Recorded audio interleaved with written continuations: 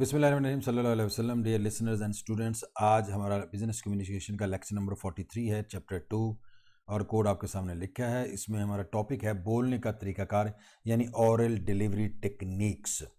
बोलचाल के ज़रिए दूसरे अफराद तक मालूमात दुरुस्त अंदाज में पहुंचाने के लिए ये तरीकाकार बयान किया जाता है कि आपके पास कौन कौन सी टेक्निक्स हैं जिनको मद्देनज़र रखें तो आप प्रॉपर अंदाज में अपनी मैसेज को, अपनी मालूमात को दूसरे अफराद तक पहुंचा सकते हैं।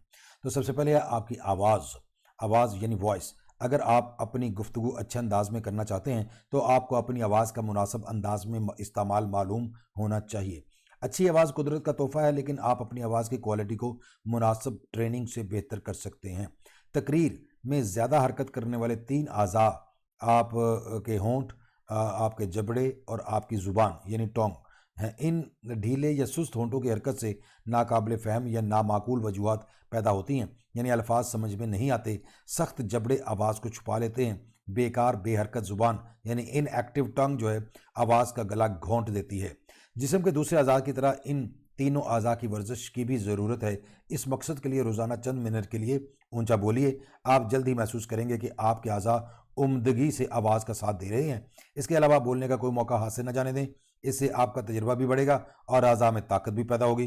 किसी भी मौका पर जब आपको बोलना पड़ जाए तो आप इन नुकात को जहन में रखें। नंबर 2 है आवाज़ के बाद हमारे पास आवाज़ की सतह यानी लेवल ऑफ वॉइस। दूसरों तक पैगाम पहुंचाने के लिए आवाज़ की सतह और लय यानी टेम्पो में कमी बेशी यानी वेरिएशन या उतार चढ़ाव बहुत ज़रूरी है। अगर तकरीर एक ही लहजा या सुर यानी मोनोटोन में की जाए तो सामईन इससे बोरियत महसूस करेंगे और मुमकिन है कि आपकी तकरीर या गुफ्तगू के दौरान गहरी नींद सो भी जाएं।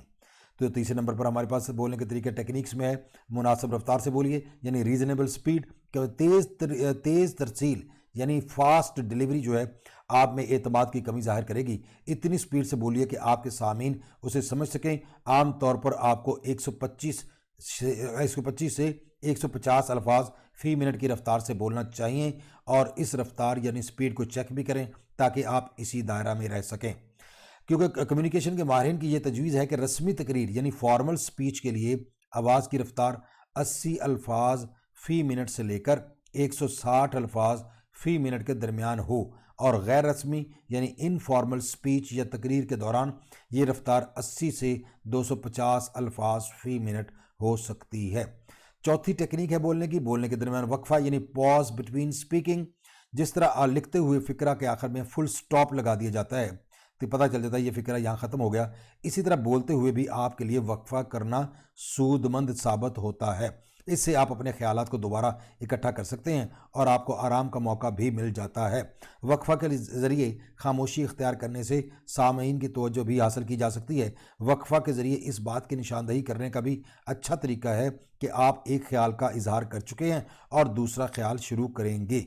जिस तरह एक पैराग्राफ एक नए ख्याल का इजहार होता है, उसी तरह वक्फा के ज़रिए, पास के ज़रिए भी सामीन को अलर्ट कर दिया जाता है कि नया उन्वान या मौजू शुरू होने वाला है। उसके बाद नंबर 5 है हमारे पास सामाइन की तादाद और आवाज़ का हुजम यानी number of audiences and volume. Oral delivery techniques, बोलने की टेक्निक्स में 5वां पॉइंट सामीन की तादाद और आवाज़ के हुजम से क्या मुराद है कि आपकी आवाज़ का हुजम सामीन की तादाद के मुताबिक होना चाहिए, यानी जिस कमरे या हाल में आप सामीन यानी लिसनर्स से मुखातब हैं वहाँ उनकी तादाद को मद्देनज़र रख कर ही बोलना चाहिए ताकि आपकी आवाज़ सब तक पहुँच सके और सामीन इसको समझ भी सकें। मसलन अगर 5 या 6 अफराद से आप मुखातब हैं तो आहिस्ता या दरमियानी आवाज़ से बात कर सकते हैं, लेकिन अगर 50 या 60 अफराद हैं और स्पीकर वगैरह का बंदोबस्त भी नहीं तो इसके लिए आपको ऊंची आवाज़ में बोलना पड़ेगा, और इसके लिए आपको पहले से मश्क करना चाहिए, एक्सरसाइज करना चाहिए, प्रैक्टिस करना चाहिए ताकि आप उसके आदी हो जाएं और सामीन के सामने आपका सांस ना फूले। उसके बाद हमारे पास ऑरल डिलीवरी टेक्निक्स यानी बोलने की टेक्निक्स में है आवाज़ की क्वालिटी, वोकल क्वालिटी। कहते हैं हम बहुत हद तक मुख्तलिफ अफराद को उनकी आवाज़ की क्वालिटी की वजह से पहचानते ये समझते हैं, क्योंकि मुख्तलिफ अफराद की आवाज़ की क्वालिटी भी मुख्तलिफ होती है। आवाज़ें दर्ज झैल किस्म की हो सकती हैं जो आपके सामने स्लाइड पर लिखी हैं। ये आवाज़ों की क्वालिटी है मुख्तलिफ किस्म की, मसलन सूखापन, खुश्क आवाज़, हस्की, सख्त आवाज़, हार्श, कमज़ोर, वीक, मजबूत, स्ट्रॉन्ग, तीखी, बारीक और तेज़, श्रिल, नरम, धीमी या जेंटल, चींची करने वाली स्क्वीकी आवाज़, پرسکون یا متین آواز کو ہم سیرین کہتے ہیں، اور بیٹھی ہوئی آواز کو تھروٹی، جیسے گلا بیٹھا ہوا ہے۔ مرتعش گونجنے والی آواز وائبرنٹ، لچکدار کو ہم فلیکسیبل، متحرک یا چست کو ڈائنامک، اور زنانہ کو ایفیمینیٹ اور مردانہ کو میسکولن، دبی ہوئی آواز کو مفلڈ، مصنوعی کو فالسٹو اور نکرئی آواز کو سلوری، دل کو لبھانے والی آواز کو ریوشنگ اور صاف ستھری آواز کو کلین، گونج والی کو رنگنگ، اثر پذیر کو پلائبل اور مضبوط اور بے خطر آواز کو سیکیور، اور رنگین آواز کو ہم کلرفل کہتے ہیں۔ یہ مختلف قسم کے لوگ آوازیں کی کوالٹی ہے جو مختلف افراد کے درمیان اب مختلف افراد کے لہجے میں ہوتی ہے۔ ان میں سے کوئی ایک آواز کی کوالٹی کسی ایک کی ہو سکتی ہے۔ ظاہر دنیا میں اس وقت تقریباً 8 ارب انسان ہیں، تو 8 ارب انسانوں کی آواز کی کوالٹی ایک جیسی نہیں ہے، ڈیفرنٹ ہوتی ہے۔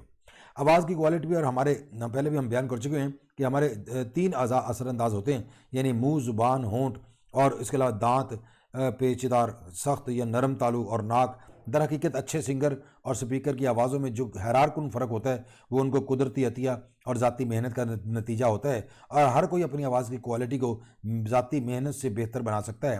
مزید یہ کہ سانس کو قابو کرنے، گلے کو درست رکھنے، اعضاء کے صحیح استعمال سے آواز کی کوالٹی بہتر بنائی جا سکتی ہے، اور جس قدر آپ کی آواز کی کوالٹی بہتر ہوگی اسی قدر آپ کو لوگ سمجھ پائیں گے۔ اس کے بعد ہمارے پاس اس کا آخری پوائنٹ ہے اورل ڈیلیوری ٹیکنیکس میں تلفظ، پرننسیشن۔ ہم اس وقت برا محسوس کرتے ہیں جب کوئی ہمارے نام کا تلفظ غلط استعمال کرتا ہے۔ حقیقت میں ہر غلط لفظ پر ایک رد عمل ہوتا ہے، اور سپیکر، بولنے والا، مقرر اس کے امیج کو خراب کرتا ہے۔ اس لیے سپیکر یعنی بولنے والے کو، مقرر کو پہلے متعلقہ علاقہ کے لوگوں کے تلفظ سے آگاہ ہونا چاہیے کہ وہ الفاظ کو کس طرح ادا کرتے ہیں۔ اس کے لیے ضروری ہے کہ پہلے اس علاقہ کے پڑھے لکھے افراد کو سنیں اور پھر بات کریں۔